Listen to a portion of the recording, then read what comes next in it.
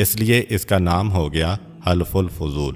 تاریخ کہتی ہے کہ پیغمبر اسلام نے 20 سال کی عمر میں اس معاہدے پر دستخط کیے۔ یہ معاہدہ کیوں ہوا؟ ایک تو یمن کے تاجر کے واقعے کی وجہ سے، اور دوسرا یہ کہ وہ جو فجار کی جنگ ہوئی تھی اس کے بعد خاندان بنو ہاشم نے یہ بات سوچی کہ کب تک اس طرح جنگیں ہوتی رہیں گی۔ اگر ایسا نظام نہ بنایا جائے کہ مظلوم کو حق ملے تو یہ قتل و غارت گری کا سلسلہ چلتا رہے گا۔ ہم ایک ایسا نظام بناتے ہیں۔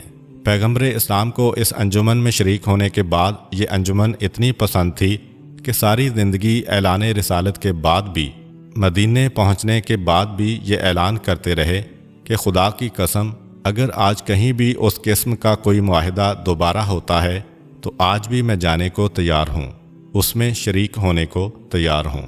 پیغمبر اسلام نے ایک اور مرتبہ اس معاہدے کی تعریف کرتے ہوئے کہا کہ اگر مجھے کوئی 100 سرخ اونٹ بھی لا کر دے دے کہ تم اس انجمن میں شریک نہ ہونا تو خدا کی قسم میں اس کو قبول نہیں کروں گا اور اس میں شریک ہو جاؤں گا۔ سرخ اونٹ عربی کا ایک محاورہ ہے جس کا مطلب ہے بہت زیادہ قیمتی چیز، کیونکہ سرخ اونٹ ایک بہت قیمتی اونٹ ہے۔ جیسے ہمارے ہاں کہا جاتا ہے کہ اگر مجھے کوئی قارون کا خزانہ بھی لا کر دے دے تو میں یہ کام نہیں کروں گا۔ پیغمبر اسلام اس بات پر اتنا زور اس لیے دے رہے ہیں کہ مظلوم کی مدد کرنا اسلام کے بنیادی احکامات میں سے ہے۔